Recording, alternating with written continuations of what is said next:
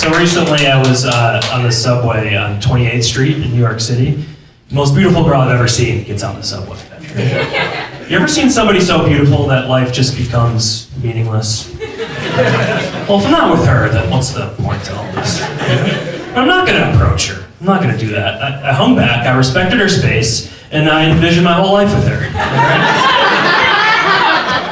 I envisioned that we fell in love, you know, we got married.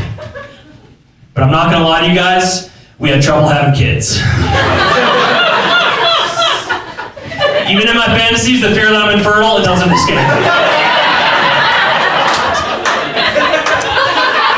I wear a lot of tight underwear, definitely gone over my allotted time in hot tubs. I'm not a good swimmer myself, all right?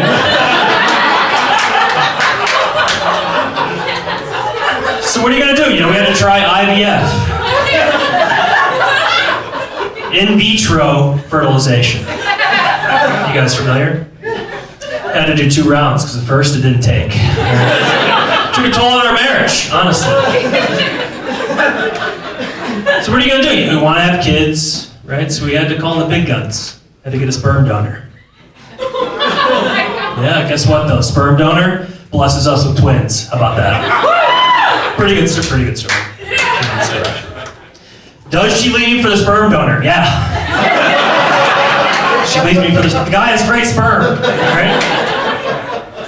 I get to keep the kids though. I did go bankrupt in the custody proceedings, but it's worth it to raise 2 kids that aren't even mine. So.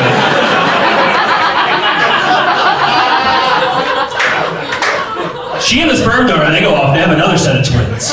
2 sets of twins. I mean, that's a miracle. They belong together. Actually, he ends up cheating on her, and she moves back in with me. Just me and the 4 kids.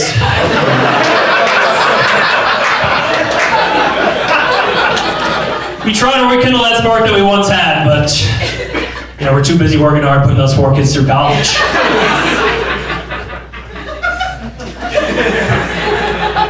Years later, she gets polio.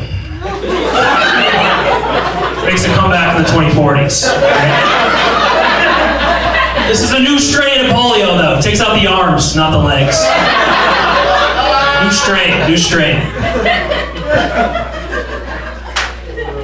She does maintain a strong appetite despite the polio. She can't feed herself, so mainly I do that. Feeding her 3 meals a day for the rest of her life. I mean, don't get me wrong, she does die a slow, painful, violent death, but I live a long time. I live long. Die of natural causes. Or so they first think, you know? Then they suspect foul play. Right? So they exhume my body from the grave, and they perform an autopsy. Try to find out what happened. They find traces of ethylene glycol in my system. You guys know what this is? Street name, antifreeze. All right? It's not street legal. Somebody's been poisoning my morning smoothie. Who do you guys think it was?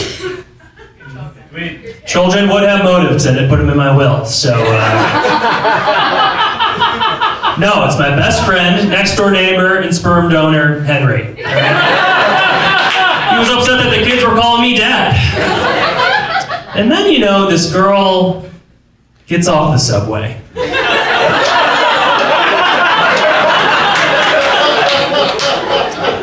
On 23rd Street.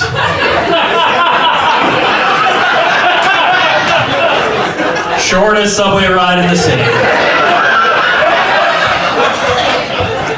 And she's out of my life forever. She'll never know what we could have been. I did post about it on Misconnections, you know, that Craigslist. Yeah. She didn't respond, but the authorities did. They had some questions. All right, you guys have been so much fun.